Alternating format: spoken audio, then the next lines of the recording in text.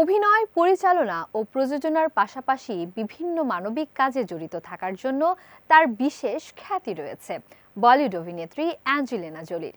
এবার জানা গেল ব্যক্তিগত জীবনযাপনের জন্য যুক্তরাষ্ট্রের বাইরে বসবাসের পরিকল্পনা করছেন এই তারকা। 50 বছর বয়সী জোলি লস অ্যাঞ্জেলেসের লস ফেলিস এলাকায় অবস্থিত তার সম্পত্তি বিক্রির প্রস্তুতি নিচ্ছেন। প্রায় $25 বিলিয়ন মূল্যের এই বাড়িটি বিক্রি করে তিনি নিউ ইয়র্ক সহ ইউরোপ ও কম্বোডিয়ায় থাকতে শুরু করবেন।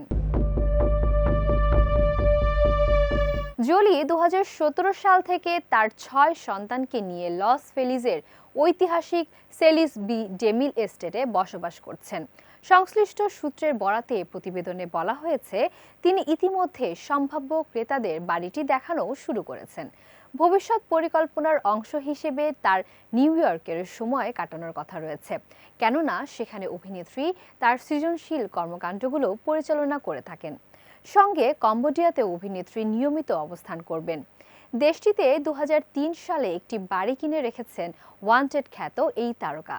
জোলির দীর্ঘদিনের বন্ধু হিসেবে পরিচিত অভিনেতা ও প্রযোজক জে বেঞ্জামিনে এ প্রসঙ্গে বলেন, তিনি শোবিজ থেকে পুরোপুরি দূরে থাকতে পারবেন না, তাই বাইরে চলে যাওয়াই তার জন্য বিরতি নেওয়ার একমাত্র উপায়। অস্কার জয়ী এই অভিনেত্রী অভিনয়ের পাশাপাশি একজন সফল চলচ্চিত্র নির্মাতা ও প্রযোজকও বটে। তিনি মানবিক কাজের জন্য আন্তর্জাতিকভাবে পরিচিত এবং জাতিসংঘের শরণার্থী বিষয়ক হাই কমিশনারের বিশেষ দূত হিসেবে দীর্ঘদিন ধরে কাজ করছেন।